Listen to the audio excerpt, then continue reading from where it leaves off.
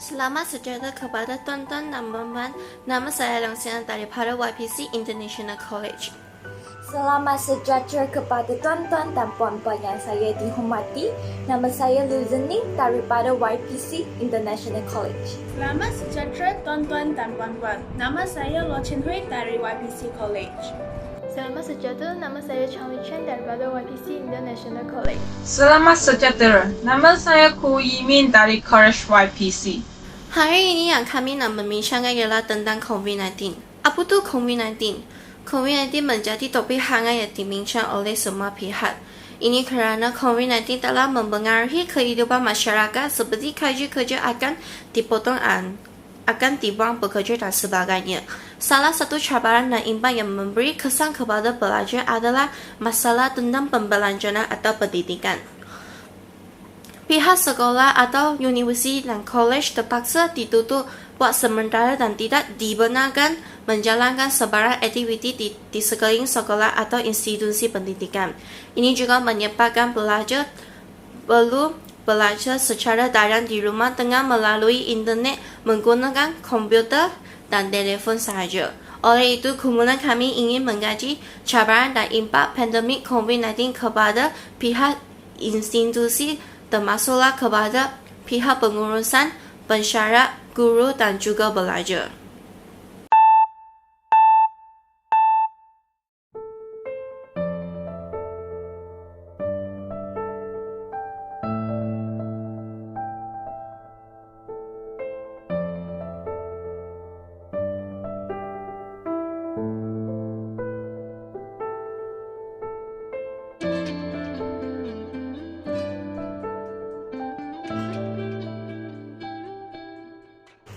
Saya akan membentangkan tentang cabaran-cabaran yang dihadapi oleh guru atau pensyarah dan juga pelajar semasa pandemik COVID-19.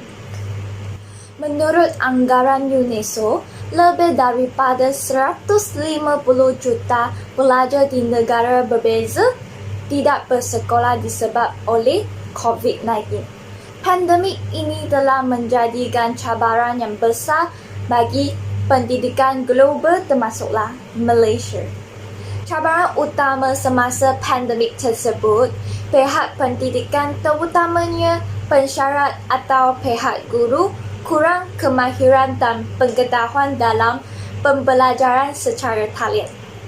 Hal ini kerana kaedah ini amat baru dan pihak pendidikan tidak mempunyai pengalaman yang cukup untuk mengajar dalam talian. Seterusnya, cabaran kedua adalah masalah internet. Semasa pihak pensyarat atau pelajar menjalankan pembelajaran secara talian, mereka mempunyai masalah rangkaian internet seperti capaian internet yang tidak dapat memuaskan. Biasanya hal ini terjadi di luar bandar atau di tempat-tempat tertentu yang mana internet yang tidak dapat dicapai dengan baik. Oleh itu, keadaan ini boleh mempengaruhi kelancaran dan memberi gangguan di dalam kelas. Contohnya, pelajar tidak dapat mengikuti pelajaran yang sedang diajar oleh pensyarat disebabkan oleh capaian internet yang tidak memuaskan. Selain itu, ia juga memberi kesan kepada komunikasi antara pihak pensyarat atau pihak pelajar. Contohnya, semasa perbincangan atau projek kumpulan dijalankan, pelajar suka berkomunikasi dan berintegrasi antara satu sama lain. Hal ini kerana mereka berada di tempat yang berbeza dan jika mereka ingin menjalankan perbincangan, mereka perlu merancang masa dan platform dengan semua ahli kumpulan.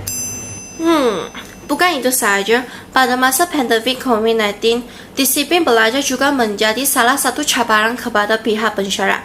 Hal ini kerana pelajar kurang memberi fokus seperti tertidur, hilang fokus, banyak gangguan dan tiada respon semasa belajar secara daring. Sebagai contohnya, pelajar menonton video sambil mengikuti kelas dalam daring di rumah. Ini adalah kerana kelas dalam talian adalah berbeza semasa dijalankan di dalam kolej atau sekolah. Kerana belajar perlulah berkomunikasi secara bersemuka dengan gurunya. Walaupun kelas dalam talian hanya dibantu oleh komputer dan telefon atau beranding lain sahaja. Akibatnya, menjadikan banyak pelajar merasa susah dan lebih keliru kerana kurang kefahaman terhadap pelajaran secara kelas dalam talian di rumah. Sekarang saya akan membentangkan tentang kesan kebaikan COVID-19 dalam bidang pendidikan. Pandemik COVID-19 banyak membawa impak negatif kepada orang ramai.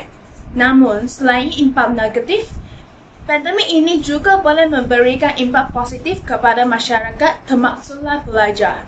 Kesan pertama, pelajar-pelajar dapat mengelakkan risiko dijangkiti COVID-19. Ini kerana Kementerian Pendidikan telah mengumumkan bahawa semua pelajar akan mengikuti kelas-kelas secara talian. Ini menjadikan mood kelas ini secara langsung dapat mengelakkan pelajar daripada dijangkiti jika kelas ini dijalankan di sekolah atau institusi pendidikan. Selain itu, ia juga dapat membantu pelajar untuk menjimatkan wang dan juga tenaga. Ini kerana pengangkutan yang digunakan oleh pelajar merangkumi kenderaan atau pengangkutan awam seperti bas, kereta api dan lain-lain. Oleh itu, bagi pelajar yang menggunakan skora kenderaan untuk ke sekolah, mereka dapat menjimatkan banyak kos dan juga menjimatkan tenaga. Ini kerana kelas hanya dijalankan di rumah tanpa menggunakan wang dan seterusnya menjimatkan tenaga. Seterusnya, pelajar juga dapat memberi tumpuan dan lebih fokus semasa kelas dalam talian.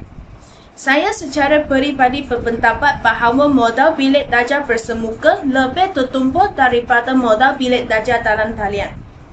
Walau bagaimanapun, kelas bersemuka mudah terganggu oleh suara sebilangan pelajar yang bising atau kurang fokus, yang mana menyukarkan pelajar lain untuk fokus kepada topik yang diajar oleh guru atau pensyarah di dalam kelas. Di samping itu, pelajar-pelajar boleh merekod video pengajaran semasa kelas dalam talian. Ini kerana semasa kelas bersemuka, pelajar-pelajar hanya boleh mendengar dan menggunakan pen untuk menulis semua kata kunci yang dinyatakan oleh guru atau pensyarah. Tetapi, kelas dalam talian mempunyai fungsi rakaman. Fungsi ini membolehkan pelajar untuk merakam setiap soalan atau setiap ayat yang diucapkan oleh guru dan menontonnya berulang kali tanpa had. Akhir sekali, kehadiran pelajar lebih baik apabila menjalankan kelas secara talian. Ini kerana pelajar hanya boleh berada di rumah dan mengikuti kelas dalam talian tanpa alasan. Hasilnya, kadar kehadiran semua pelajar adalah 2 kali ganda daripada jumlah kehadiran sebelumnya. Selamat sejahtera, nama saya Charlie Chen. Sekarang saya nak membentangkan cara untuk menyelesaikan cabaran yang dihadapi oleh pelajar masa COVID-19.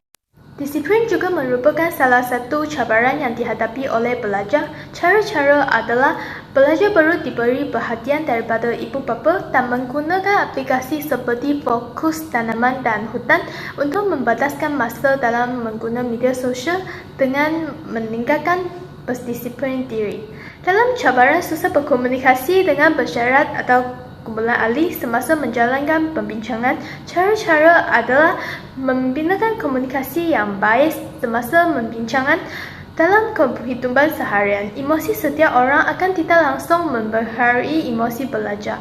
Tenaga negatif yang anda tunjukkan akan menjadi pelajar tenaga negatif. Sekiranya berkomunikasi secara positif akan tunjuk kepada pelajar secara emosi positif.